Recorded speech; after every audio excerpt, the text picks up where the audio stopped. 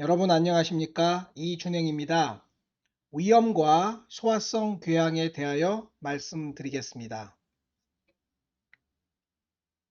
인테스티나 메타플라지아의 타입에 따른 차이, 크로닉 아트로픽 가스트라이티스의 기물화 분류, 시즈니 클래시피케이션의 병리학적 그레이드, 콕스1과 콕스2의 차이, 헬리코박터 파일로리 등에 대해서 말씀드리고 이어서 소화성 궤양으로 넘어가겠습니다. 위험 관련된 질문 중 가장 흔한 것이 무엇이라고 생각하십니까? 검진 내시경에서 위축성 화생성 위험이라고 들었다. 어떻게 하면 좋은가? 이 내용입니다. 한 건진센터에서 내시경 유관소견에 의한 위축성 위험, 화생성 위험의 빈도는 그림과 같습니다. 약간 과장해서 말씀드리면 30대는 30%, 40대는 40%, 50대는 50%, 60대는 60%, 70대는 70% 이렇게 답할 수밖에 없는 상황입니다. 임상 연구도 있었는데요. 한 농촌 지역 주민에서 성, 연령 및 헬리코박터 감염 여부에 따른 위축성 위험과 장 상피 화생 유병률에 대한 연구인데요. 결과를 보시면 내시경 소견에 비해서 위축성 위험은 약간 적고 화생성 위험은 좀 더 많은 것으로 되어 있습니다. 이는 위축성 위험을 조직학적 진단하기 어렵다는 점과 화생성 위험을 내시경으로 진단하기 어렵다는 점 때문에 나타나는 충분히 예상 가능한 현상인데요. 이를 도표로 보면은 장 상피 화생은 내시경 소견보다 조직 검사해 보면 제법 많이 관찰된다 라고 생각할 수 있겠습니다. 그러면 어떻게 해야 하는 것일까요? 우리나라처럼 의료 접근성이 너무 좋은 나라, 교통이 너무 좋은 나라, 국토 면적이 좁은 나라에서는 건강염려증 환자가 불필요하게 병원을 많이 방문하면서 검사하고 또 검사하고 또 검사하고 또 검사하는 이런 일을 막아주는 것 또한 의미 있는 일입니다. 비용도 비용이지만 비록 내시경 검사가 합병증이 적다고는 하나 내시경 검사를 자주 하다 보면 그래도 우발증이 발생할 수도 있고요. 또 적절한 간격으로 검사하지 않고 너무 잦은 검사를 하다 보면 또 한동안 그 보상성 기전에 의하여 몇 년간 검사를 받지 않다가 진행성 위암으로 진단되는 환자도 있기 때문인데요. 장기적으로는 너무 건강에 대한 우려를 하지 않고 행복하게 사시면서 또 적절하고 장기적인 추적 관찰 스케줄을 잡아드리는 게 중요한데요. 참으로 어려운 일입니다. 의료 접근성이 너무 좋아서 참으로 어려운 일입니다. 내년에 검사하세요 라고 말씀드려도요. 집 근처 병원에서 3개월, 6개월에 검사하는 환자들을 너무나 많이 보아왔거든요. 어느 정도의 적절한 수준의 통제는 필요하다. 그리고 저는 포칼 리준에 집중하는 게 좋을 것 같다고 생각합니다. 위축성 위험으로, 화생성 위험으로 걱정해서 오신 분의 내시경 검사에서 자세히 보았더니 포칼 리전이 있었고요. 조직 검사를 하였더니 안 좋은 소견이 이렇게 나오는 겁니다. Atypical gland with high grade dysplasia. 포칼 리전이 있고 high grade dysplasia로 나오면서 글랜드가 아티피컬하다 라고 나온 경우는 최소한 최종 병리 결과가 위암일 확률이 최소한 50%입니다. 따라서 적극적인 치료를 해야 되는 상황이죠. 환자에게는 헬리코박터 제균 치료 후 추적 검사에서 주변 염증은 훨씬 가라앉았는데 한 부위가 도드라진 곳이 있어 조직 검사를 하였고 세포가 비전형적 고도순종이다 라고 말씀드렸습니다.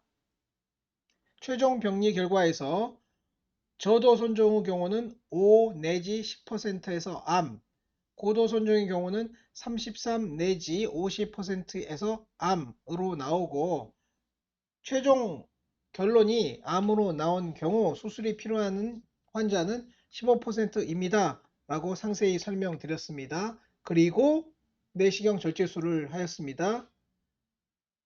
위치는 아주 어려운 것은 아니었기 때문에 통상적인 방법으로 마킹하고 서컴퍼런셜 커팅을 하고 추가 마킹하고 서뮤코잘 다이섹션 한 후 완전 절제를 마쳤고요. 최종 병리 결과는 이와 같이 나왔습니다. 여러분 어떻게 하시겠습니까? Well differentiated tubular adenocarcinoma 7mm 라미나 프로프리아에 국한되어 있었고 림페틱, 비너스, 페리뉴럴 인베이전이 없어서 병리학적 완전 절제였습니다. 병리는 이런 식으로 프리퍼레이션이 되었고요. 암이 있었던 부위는 그냥 진한 부위가 암입니다. 분화형 암은 진한 부위가 암이거든요. 그래서 진한 부위가 암이고 안 진한 부위가 위험인데요. 그 부분 자세히 보았더니 well differentiated tubular adenocarcinoma라고 부를 수 있었습니다. 국소 재발률은 거의 0.01%고요. 디스턴트 메타스타시스는 0.1% 정도인 상황이라 환자에게는 크게 걱정하지 마시고 추적 관찰하십시오 라고 말씀드렸습니다. 요컨대 위축성 위험, 화생성 위험으로 오신 환자에 대해서는 어떻게 말씀드리겠습니까? 저는 이렇게 설명드립니다. 위축성 위험은 매우 흔합니다. 위암의 위험 인자로 알려져 있는데 위암 발생률 세계 3위인 우리나라에서는 그 의미가 불명확합니다. 위축성 위험이 없더라도 위험은 얼마든지 발생하고 있으며 이미 전 국민 위암 검진 사업이 진행되고 있기 때문입니다. 통일된 가이드라인은 없지만 의사들의 보편적인 입장은 별다른 의미를 부여하지 말자는 것입니다. 내시경 검사에서 관심 있게 보는 것은 위험이 아니고 궤양, 암, 선종 등 보다 의미가 명확한 질환입니다. 위험에 대한 내시경적 평가는 일관성이 낮아서 치료 방침의 근거로 삼기는 어렵습니다. 약은 필요 없고 상식에 준한 건강한 식생활과 1년 후 연고지 내과에서 내시경 검사를 받으십시오. 여기까지 늘 설명을 드렸는데요. 최근에는 뭐 인터넷이나 유튜브 등을 보고 걱정해서 오시는 분들이 너무 많아가지고요. 1년 후 내시경 재검을 권하면 더 빨리 하고 싶어 하는 환자들이 너무 많습니다. 그래서 설명서를 추가하였습니다. 조금 전에 말씀드린 부분까지가 의학적인 설명이고요. 그 뒷부분은 환자 매니지먼트상 어쩔 수 없이 더한 설명인데요. 걱정되시면 6개월 후 본병원에서 내시경 검사를 하실 수 있도록 처방하겠습니다. 더 걱정되시면 근본에 즉시 내시경 재검을 하실 수 있도록 처방해 드릴 수 있습니다. 라고 첨언하였습니다. 내시경 접근성이 너무 높아서 검사하고 또 검사하고 또 검사하고 또 검사하고 또 검사하고 또 검사 받는 분들이 너무 많아서 참으로 걱정입니다. 위험의 분류는 글랜드의 종류에 따라 고려해 볼 수 있는데요. 전정부는 파일로릭 글랜드, 바디는 옥신틱 글랜드, 푼딕 글랜드입니다. 이 글랜드 사이사이에 염증이 오는 것을 게스트라이티스라고 하는데요. 내시경적 관찰자 간 차이 또한 심하지만 병리학적 관찰자 간 차이도 심합니다. 게스트라이티스와 다소 구분되는 의학 용어로 게스트로패시가 있는데요. 이는 위에 병이 있는 건데 염증이 프라미넌트한 피처가 아닌 경우에 붙이는 이름입니다.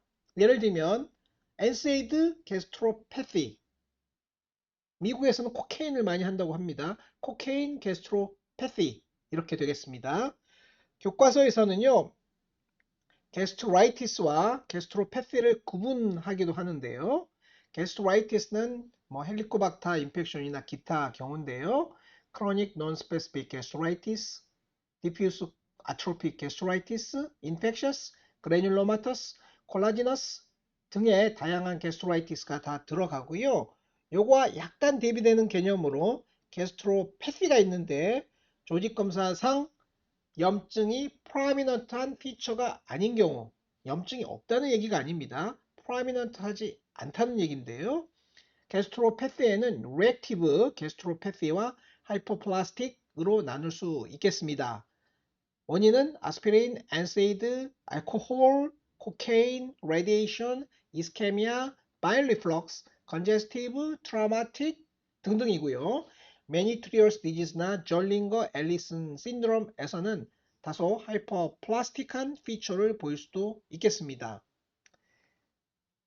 여러 가지 방법으로 위험을 나눌 수 있는데요. 에티올로지에 따라 나누는 방법, 클리니컬 시그니피컨스에 나누는 방법, 제가 좋아하는 방법인데요. 아트로픽, 논 아트로픽, 패솔로지에 방점을 두는 방법, 비엔나 클래시피케이션, 엔도스코픽 분류 등등이 있습니다.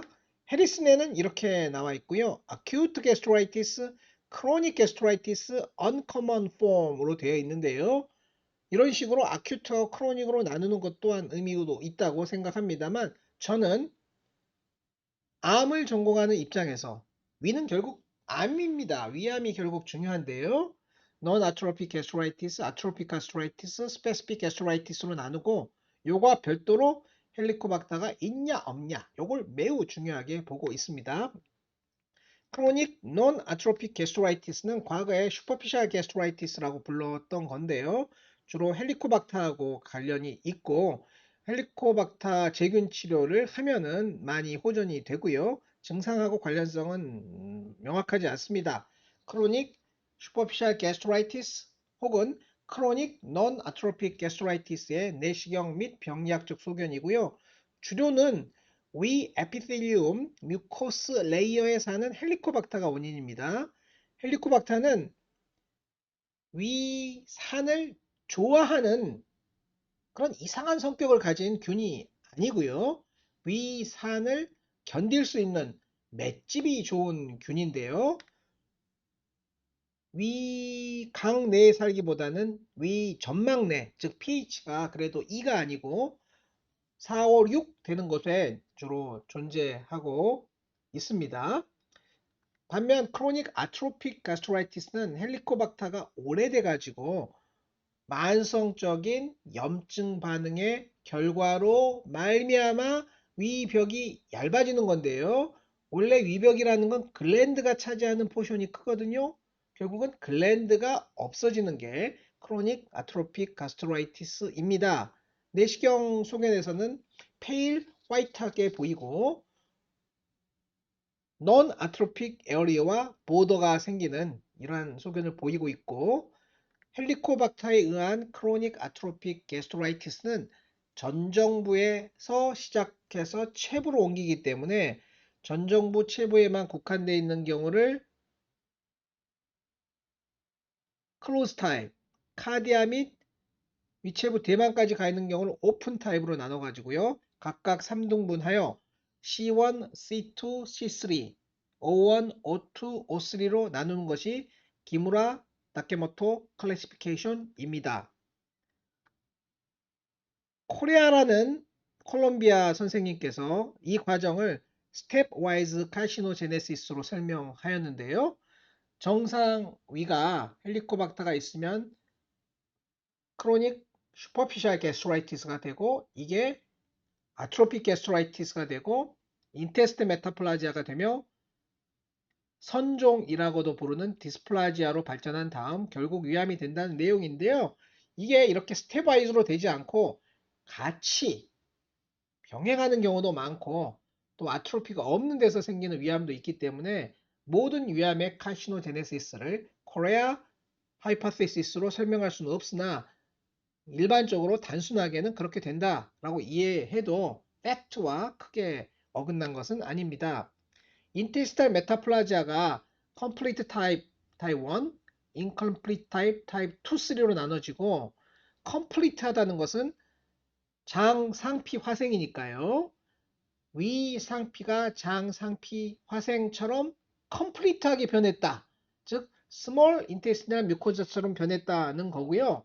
인컴플리트는 장 상피가 소장처럼 변하지 못하고 대장처럼 변했다. 이런 내용이거든요. 그거를 2, 3로 나누고 그 나누는 것은 시알로뮤신 프로듀싱 가블렛 셀이 있느냐, 설포뮤신 프로듀싱 가블렛 셀이 있느냐 등등에 의해서 나눠지고 인컴플리트 타입이 더 나쁜 게 되겠습니다. 장상피화생은 피트 에피텔리움에 술잔 모양의 가블리셀이 존재해서 하얗게 보이는 겁니다. 내시경 소견에서는 이와 같이 작고 하얀 이렇게 너듈라 또는 라지 그래놀라 스몰 너듈라한 소견이 보이는 겁니다. 이거와 달리 헬리코박터 무관한 또 다른 위축성 위험이 있는데요. 그것이 소위 자가면역 위험입니다. 타입 A 위험이라고 부르고요. 과거에는 대한민국에서 레어하다 라고 얘기했으나 저희가 조사해 보면 레어하지 않습니다. 레어의 기준이 뭘까요? 0.1% 이하면 레어라고 할 수 있겠습니까?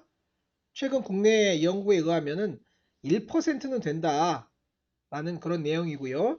폰딕 글랜드의 오토이뮨 디스트럭션에 의해 생기고 오토이뮨이기 때문에 자가 항체가 생기는 거거든요. 주로 안티파레탈 셀이 생기고 클리니컬 캐릭터리스틱스는 우리나라에서는 연구된 바가 없는데요. 일본에서 보면 헬리코박터 양성률은 높지 않고 항체가 많다 그런 거고요. 내시경 소견은 헬리코박터에 의한 위축성 위험은 전 정부에서 시작해서 체부로 넘어가는 F라인의 변화가 전 정부에서 체부로 가는 건데요.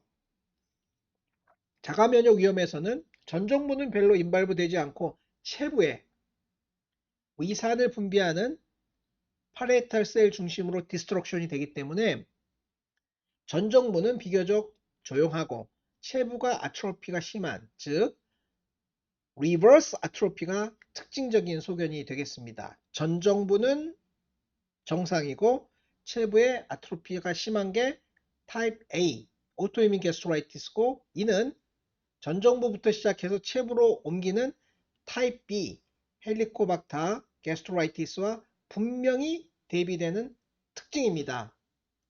초기에는 오토이뮨 게스트라이티스도 여러 가지 내시경 소견을 볼 수 있으나 대부분 서툴한 것입니다. 조직 소견을 하면은 분명하게 옥신틱 글랜드 에어리어에 옥신틱 글랜드가 없어지고 엔트라이 글랜드나 판크레틱 글랜드와 같은 메타플라자가 있으면서 염증이 심하고 위산이 없어지니까 위산을 분비하기 위해서 유로엔도크라인 셀이 증식을 합니다. 그래서 유로엔도크라인 셀이 많아지는 이런 게 특징입니다. 전 정부는 비교적 정상인데 위체부에 문제가 있는 리버스 아트로피의 대표적인 소견이고요. 물론 작은 결절들이 있어서 오토이뮨 게스트라이티스에 동반된 유로엔도크라인 하이퍼플라지아 튜머인데요. 보이는 바와 같이 위체 하부는 매우 아트로피가 심한데요. 위 전정부는 비교적 깨끗한 이런 소견이 전형적인 오토이뮨 게스트라이티스의 내시경 소견이라고 할 수 있겠습니다. 또 다른 종류의 위험은 스페시픽한 원인이 있는 건데요. 여기서 말하는 원인은 세균, 플래그몬, 이런 것들입니다. 게스트릭 튜버클로시스는 우리나라에서 매우 드문데요. 저는 한 예 간접적으로 본 게 전부입니다. 게스트릭 시필리스는 위벽 비유와 매우 불규칙해 보이는 위험을 보이는 소견이고요. 기타 바이러스도 CMV나 헤르페스가 위험을 일으킬 수가 있는데요.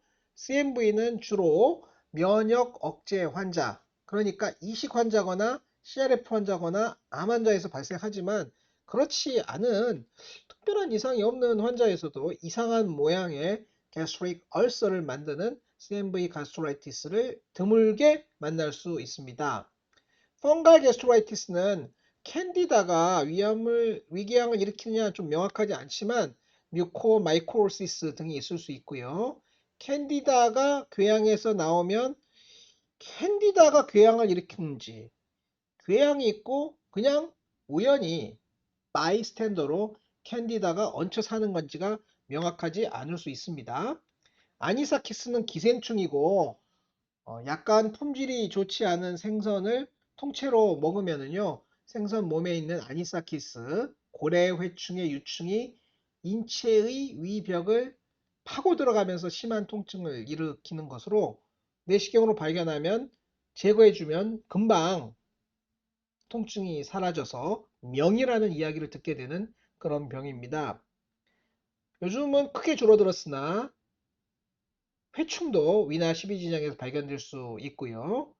메니트리얼 디지즈는 프로테인 루징 엔테로패티를 일으키는 위의 하이퍼플라스틱 체인지를 특징으로 하는 병이고요. 내시경 소견이 위벽이 두꺼워지기 때문에 흔히 보만 타입 4 gastric cancer의 간별 진단에 들어가고요.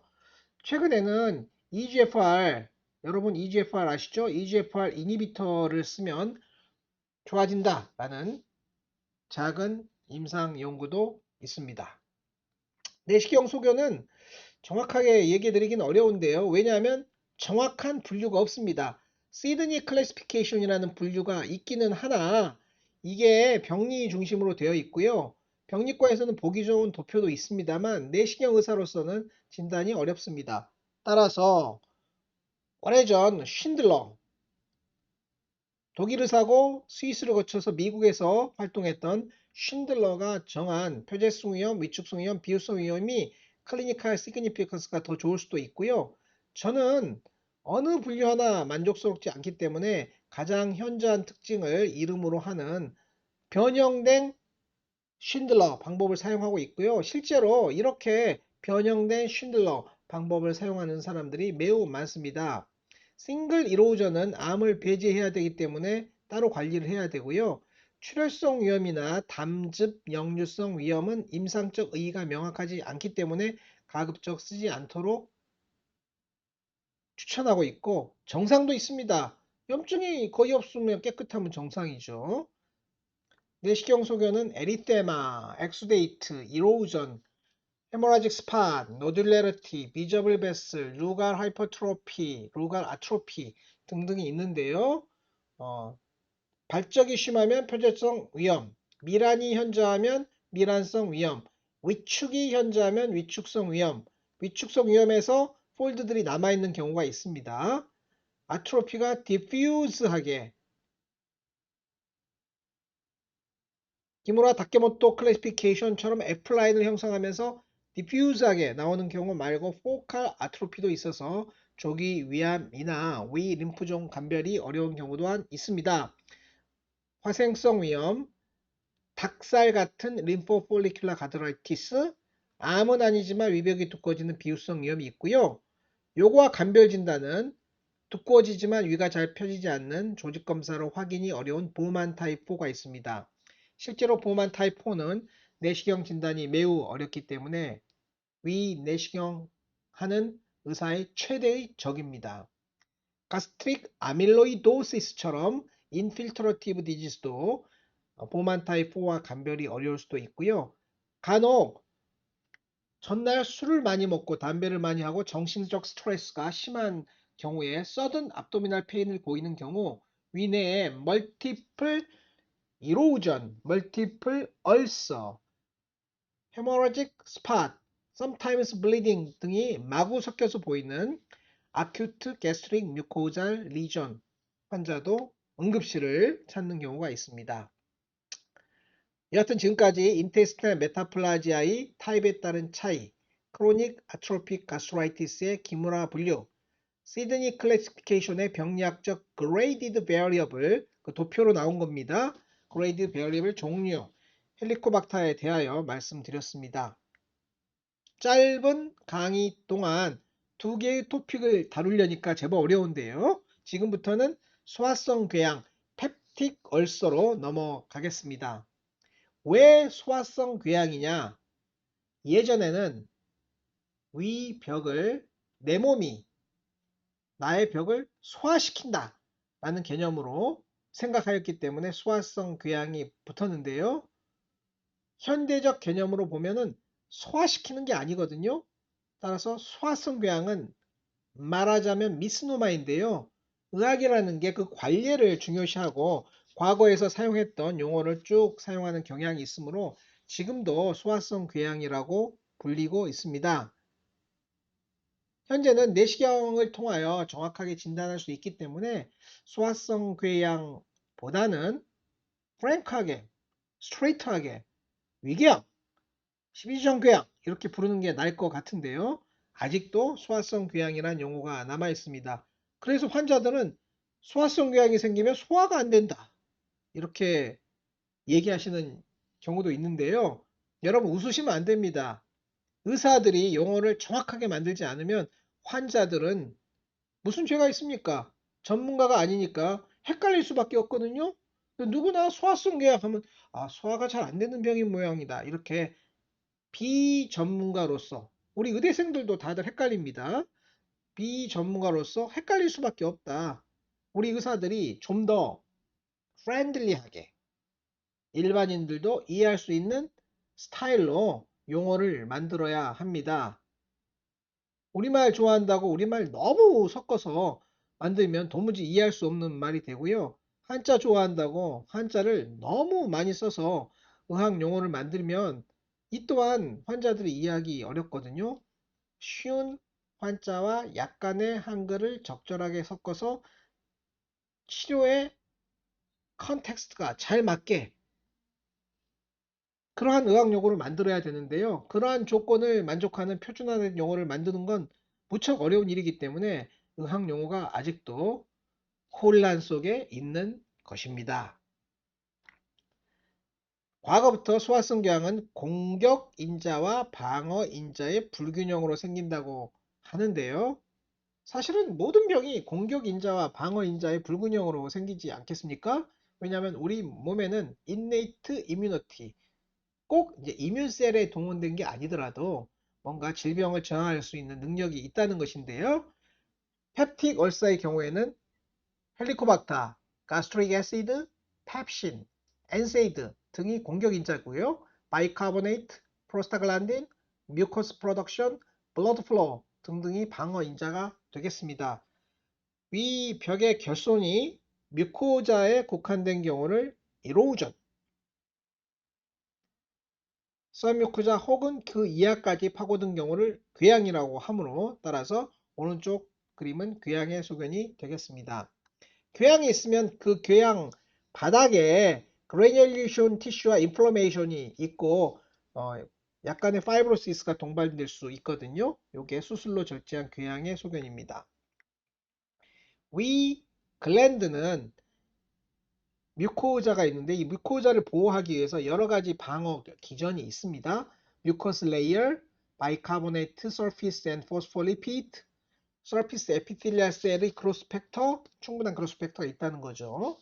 뮤코사 블러드 소플라이, 뮤코사이트 등등이 방어 인자인데 요게 애시드, 펩신, 헬리코박터, 엔세이 등의 공격 인자의 영향을 받아가지고 밸런스가 깨지면 궤양이 생긴다는 것입니다. 엔세이드는 콕1과 콕2를 이니비션하는 약제로서 항염, 소염, 진통 효과가 있으나 크게 사이클로옥시제이즈 1은 하우스키핑진, 좋은 놈, 콕스2는 염증을 일으키는 나쁜 놈이라고 해서 우리가 소염 작용을 원하기 때문에 콕스2 이니비터로 치료하는 거긴 합니다만 콕스2 셀렉티브 이니비션 심하면은 스롬복산이나 프로스타글란딘에 영향을 줘서 전신 카디오바스큘라 트롬보엠볼릭 레이트가 올라갈 수 있기 때문에 지금은 여전히 non 셀렉티브 에이전트가 많이 쓰이고요. 간혹 셀렉티브 에이전트가 쓰일 수가 있다 정도로 이해하시면 좋겠습니다. 위에는 산이 있습니다. 선생님, 그 당연한 얘기 왜 하십니까? 여러분 이러시면 안 됩니다. 과거에는 당연하지 않았습니다. 과거에는 위에 산이 있는지 몰랐고요. 이 버먼트라는 의사가 알렉시스 세인트 마틴이라는 환자를 만나고 나서야 처음으로 알게 되었습니다. 이 환자는 미국 남북 전쟁 당시 폭탄 터져가지고요. 거의 죽을 뻔하다가 살아났는데요. 그 결과 가스트로큐테니어스 피슈출라가 생겼습니다. 음식을 먹으면 구멍을 막아줘야 돼요. 손으로. 이거를 이 윌리엄 버넌트라는 의사가 보고 아주 흥미로운 환자다. 이 환자의 가스트로큐테니어스 피스출라에 카테타를 넣어서 측정을 하면 위에 pH도 할 수 있고 온도도 할 수 있고 여러 가지를 할 수 있겠다 해서 연구를 한 논문이 좌측에 나와 있고요. 이때서야 우리 인류가 위의 정상 pH가 1 내지 2구나. 산이 있구나. 이걸 알게 되었던 겁니다. 위 산을 자극하는 것은 세 가지. 아세틸콜린, 히스타민, 그리고 가스트린이 되겠습니다. 물론 캐슘이나 사이클릭 AMP 등등이 관여하고요. 그러나 common, final, acid secreting apparatus는 펌프입니다. 프로톤 펌프, 하이드로젠 포타시움 ATPase입니다. 이 산이 나오는 것은 여러 가지에 의해서 영향을 받는데요. 아세틸콜린, 히스타민, 가스트린이 리셉터도 각각이고 세컨더리 메신저도 다르지만 커먼 파이널 패스웨이는 파리탈셀의 하이드로젠 포타시움 ATPase입니다. 그래서 PPI라는 것은 프로네이션을 통해서 액티브한 폼이 되면 이 파이널 커먼 패스웨이는 애시드 펌프를 억제하는 것입니다. 안티히스타민은 히스타민을 억제하는 약이지요. 최근 파이널 커먼 패스웨이는 애시드 펌프를 프로톤 펌프를 억제하는 또 다른 약이 나왔으니 그게 PCAP입니다. PPI와 PCAP의 비교는 의미가 있는데요. 알고 계시면 좋은데 PPI는 프로드럭입니다. 따라서 뭔가 작용을 하기 위해서는 액티베이션이 필요하고요. 그 과정에 시간이 걸리는 반면 P캡은 프로톤 펌프의 어너더 바인딩 사이트에 붙는데요. 이는 프로드록이 아니라 액티브 드록이라 바로 파레티얼 셀에 작용할 수 있어서 액션이 빠른 게 많다. 이해하시면 되겠습니다. NSAID 관련 소화성 교양이 중요한데요. 헬리코박터 음성 소화성 교양이 대부분을 차지합니다. 과거에는 모탈러티도 많았다고 하는데 이제는 좋아졌겠지요. NSAID 인듀스드 얼서는 NSAID 끊고 PPI 주시면 뭐 다 좋아집니다. 콕스1, 콕스2가 다시 나왔는데요. 콕스1은 하우스키핑 진, 좋은 놈. 콕스2는 염증, 나쁜 놈. 이렇게 흑백 논리적으로 나눠 보면은요. 콕스2만 셀렉티브하게 이니비션 하면 좋으나 그런 약제가 별로 없고 콕스1, 2에 상대적인 이니비션 레이트를 가지고 있을 뿐이라고 보시면 되겠습니다. 가장 큰 문제는 콕스2를 하일리 이니비션 하면은요. 스롬보엠볼릭 이벤트가 생길 수 있다는 것입니다. NSAID에 의한 GI 인저리의 메커니즘은 direct, indirect 나눠지고요. 이거는 아셔야 됩니다. 이거 보세요. Prior complicated ulcer, use of multiple NSAID, high dose NSAID, anticoagulation therapy, prior uncomplicated ulcer, age more than 70, helicobacter pylori infection, 글루코코르티코이드 등이 NSAID에 의한 소화성 궤양 컴플리케이션이 높을 리스크 팩터가 되겠습니다. 이러한 리스크 팩터가 하나가 있을 때에 비해서 여러 개가 있을수록 위험이 높다는 건 당연하지 않겠습니까? 고령의 할머니가 과거에 궤양을 앓은 적도 있고 헬리코박터 치료도 안 했는데 무릎이 아프고 머리도 아파서 여러 개의 NSAID를 먹었고 게다가 증상 호전이 없어서 점점 세게를 썼다. 이렇게 되면 소화성 궤양은 그냥 생긴다. 이렇게 보시면 되겠습니다. 합병증을 동반한 소화성 궤양은 대략 그 발생 빈도가 1년에 1%이고요. 한 달 먹어도 생길 수가 있고 일주 먹어도 생길 수가 있고 1년 먹어도 생길 수가 있거든요. 그래서 계속 누적된다 라고 보시면 되고요.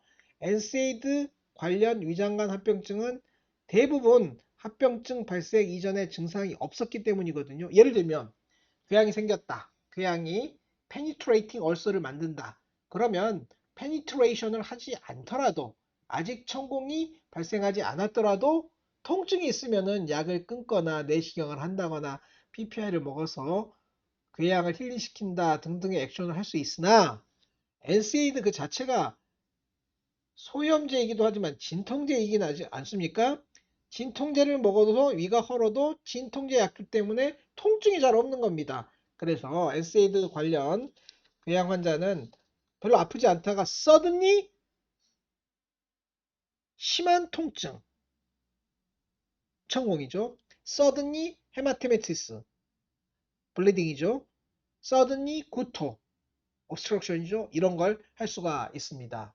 그래서 이를 막기 위하여 NSAID를 non-selective로 바꾸는 전략 아니면 PPI를 더하는 전략이 있는데요.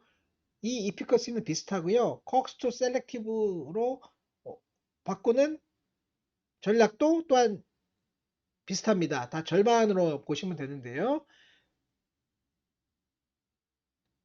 그림과 같이 두 가지 전략을 함께 사용하면은 예방 효과가 좀 더 높아진다라고 되어 있습니다. 그래서 가이드라인 자주 나오는데요. 제가 2009년도에 만들었던 가이드라인인데 지금도 크게 달라져 있지 않습니다. 그래서 액티브한 얼서가 있으면 H2 리셉터 안타고니스트나 PPI를 쓸 수 있지만 프로필락틱 목적에서는 H2 리셉터 안타고니스트는 저희가 별로 권하지 않고 미소프로스톨을 쓰거나 PPI를 쓰거나 COX2 셀렉티브 에이전트를 쓰라는 얘기고요. 매우 리스크가 높은 경우에 꼭 써야 되겠다 하면 COX2 셀렉티브 에이전트로 쓰면서 PPI도 같이 쓰는 것이 유일한 현실적인 대안이라고 생각합니다.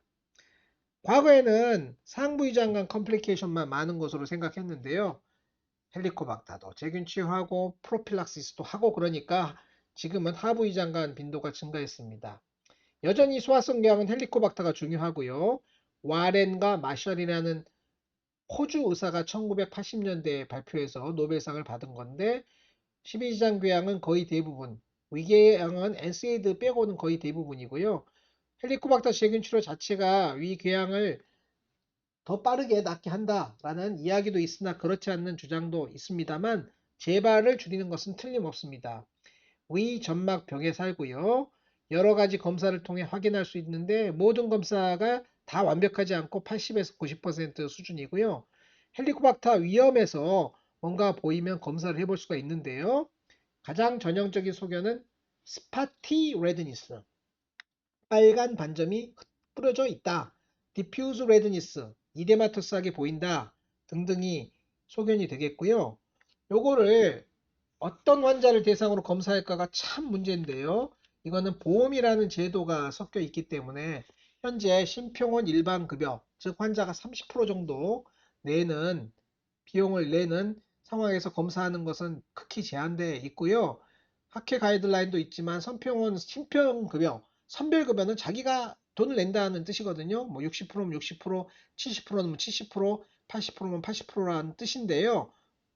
선평원 선별급여로는 뭐 여러 가지 조건에서 할 수 있고 환자가 원할 때인 경우도 있기 때문에 필요에 의해서 어, 필요하다고 생각되는 경우이기 때문에 현실적으로는 모든 환자에서 선별급여로 치료를 위한 검사를 할 수도 있습니다.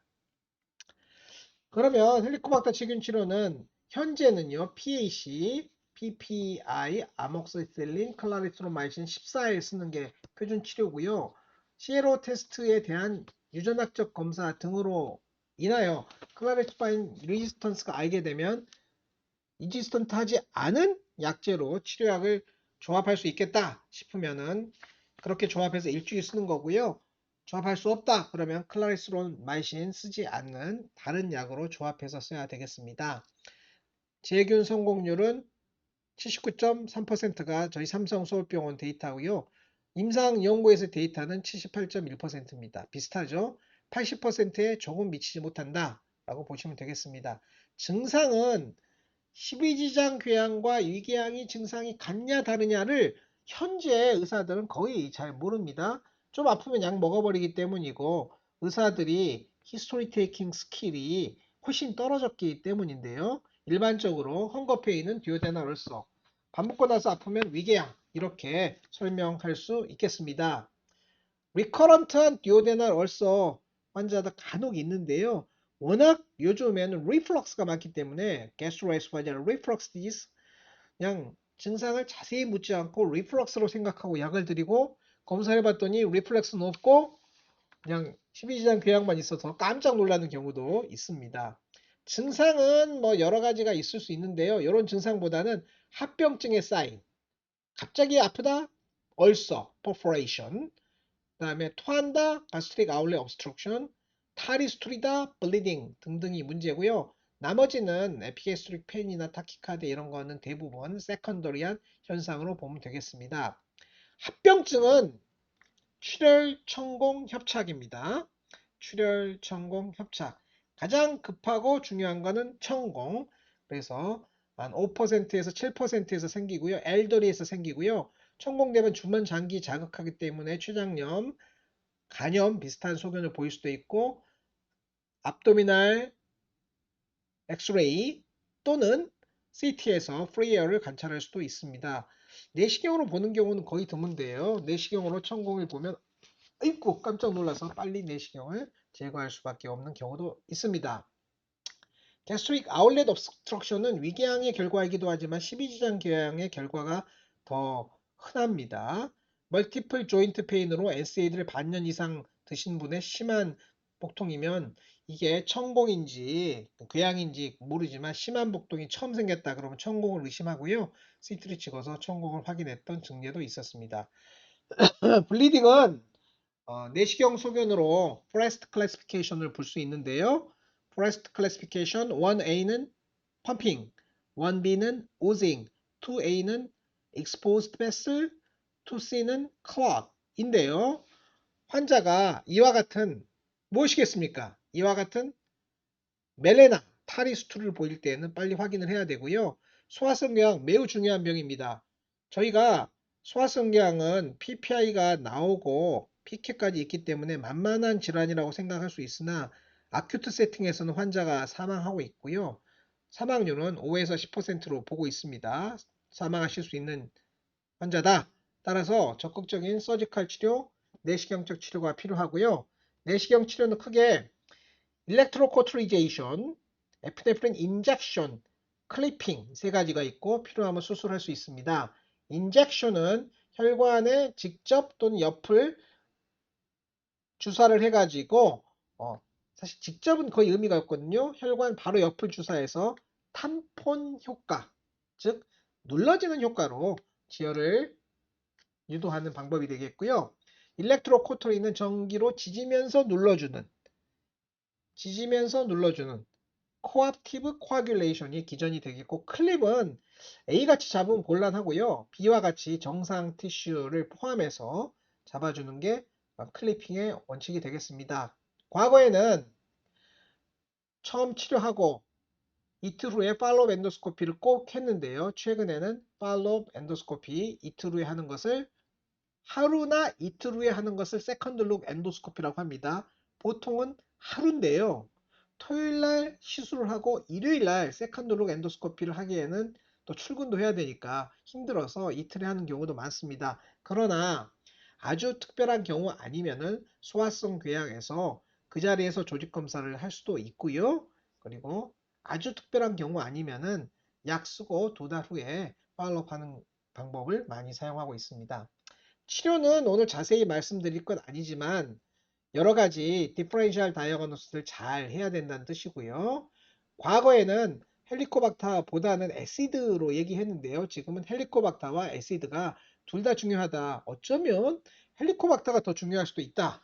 이렇게 이야기하고 있습니다. 메디컬 트리트먼트는 과거부터 사용하는 약이 있지만 지금은 대부분 PPI와 PCAB으로 치료하고 있습니다.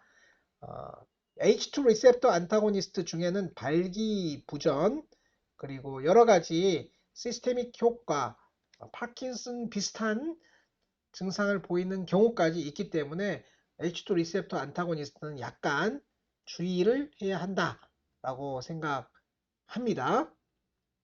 PPI는 앞서 설명드렸지만 액티베이션 된 이후에 프론톤 펌프를 이니비션 하는 약제이므로 프로톤 펌프 이니비터로 되어 있고요. 대부분 안전하지만 아큐트 세팅에서는 먹는 용량으로는 부족하기 때문에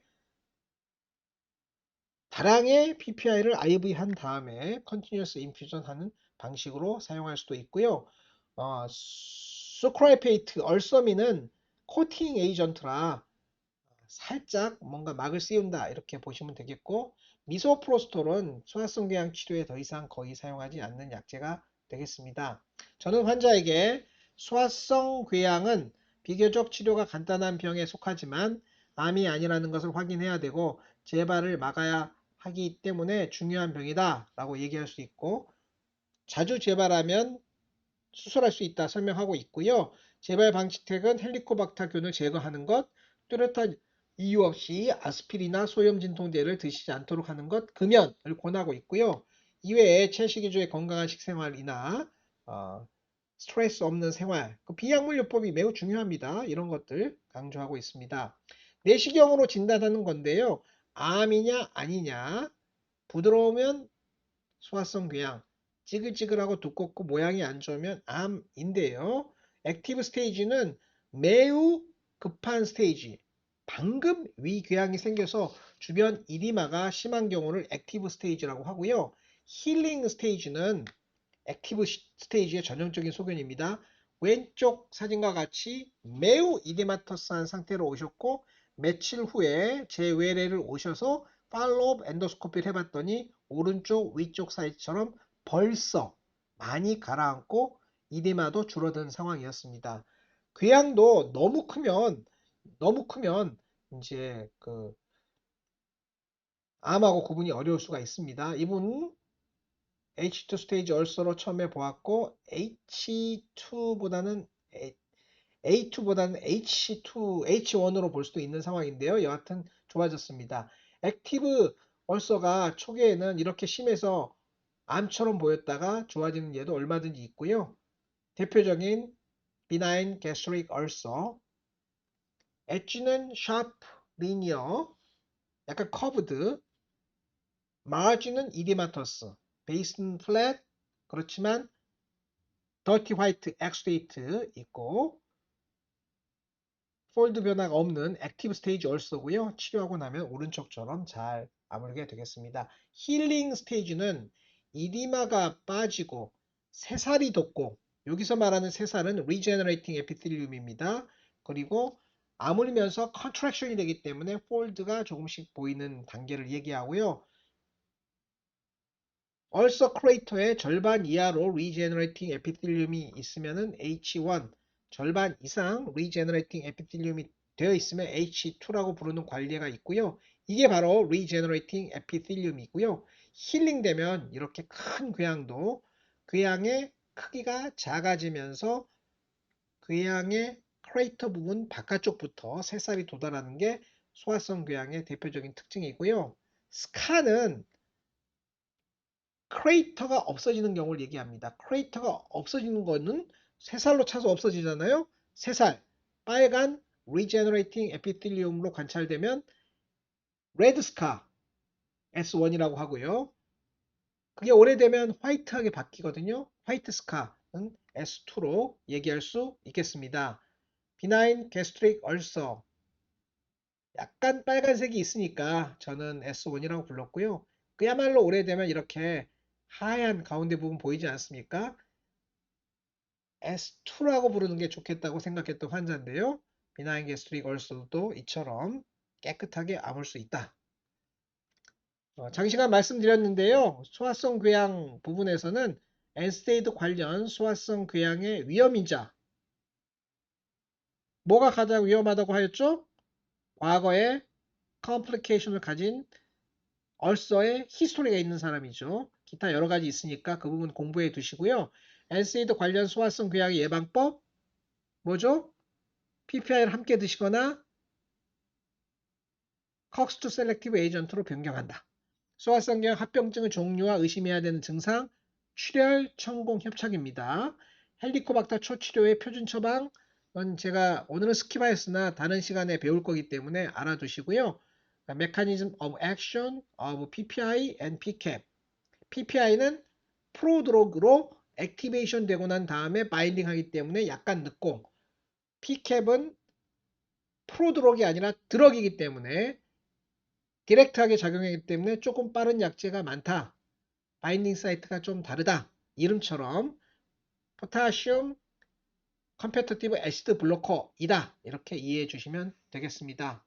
이상 위험과 소화성 궤양에 대해서 다소는 두서없게 말씀드렸는데요.